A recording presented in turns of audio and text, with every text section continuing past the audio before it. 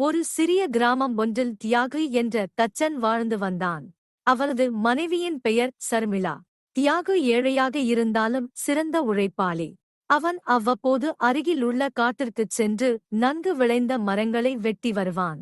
அம்மரங்களில் அழகான மேசை, நாற்காலி போன்றவற்றை உருவாக்கி அருகிலுள்ள ஊர்களில் விற்று வருவான். தியாகு மிக எளிமையான மனிதனாக இருந்தாலும் அவரது மனைவி சர்மிளா அவனுக்கு எதிர்மாறாக இருந்தாள். அவள் வீட்டு வேலைகளைக் கூட சரியாக கவனிக்க மாட்டாள். எப்போதும் முகம் பார்க்கும் கண்ணாடி முன்னே அமர்ந்து தன்னை அலங்கரித்துக் கொண்டிருப்பாள்.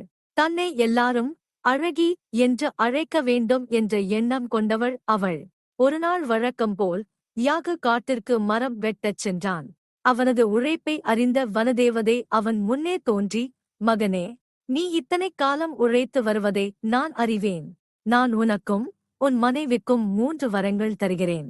இவ்வரத்தின் மூலம் நீ உன் வாழ்க்கைக்கு தேவையானவற்றைப் பெற்றுக் கொள்ளலாம். 3 முறை மட்டுமே நீ சொல்வது பலிக்கும் என்று கூறிவிட்டு மறைந்தது. வரம் பெற்ற தியாகுவிற்கு மகிழ்ச்சி தாழவில்லை.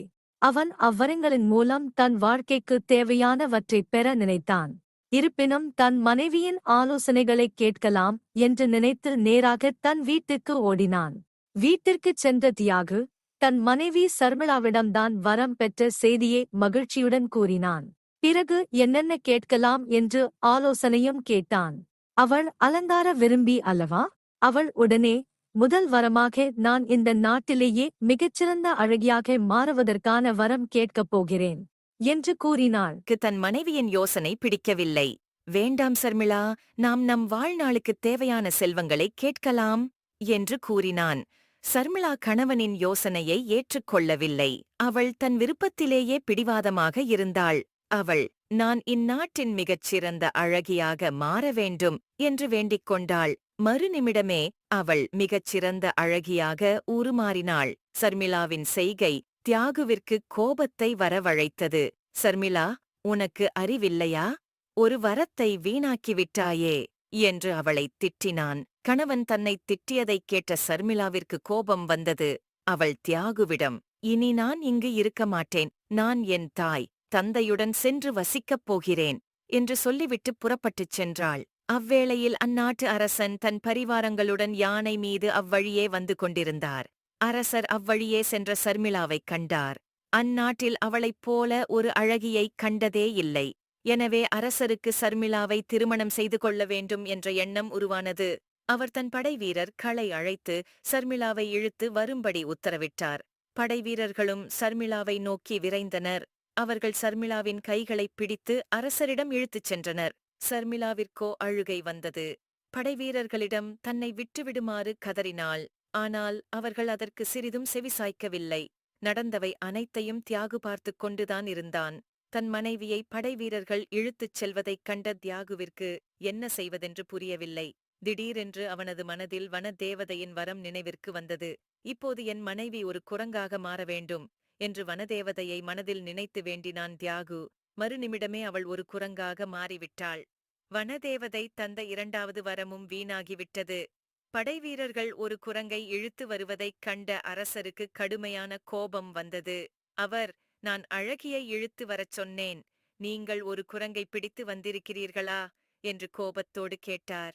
அப்போதுதான் படைவீரர்கள் திரும்பிப் பார்த்தனர். அவர்கள் கையில் அகப்பட்டிருந்தது குரங்கு என்பது அவர்களுக்கும் தெரிந்தது. இதுதான் தக்க சமயம் என்று எண்ணிய குரங்கு அருகிலிருந்த காட்டுக்குள் ஓடித் தப்பியது.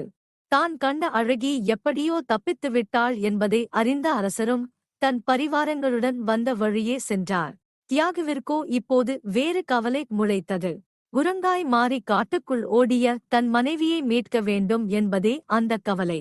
அவன் மீண்டும் வனதேவதையை மனதில் நினைத்து, குரங்காய் மாறிய என் மனைவி மீண்டும் பெண் உருவில் என்னிடம் வந்து சேர வேண்டும் என்று வேண்டிக் கொண்டான்.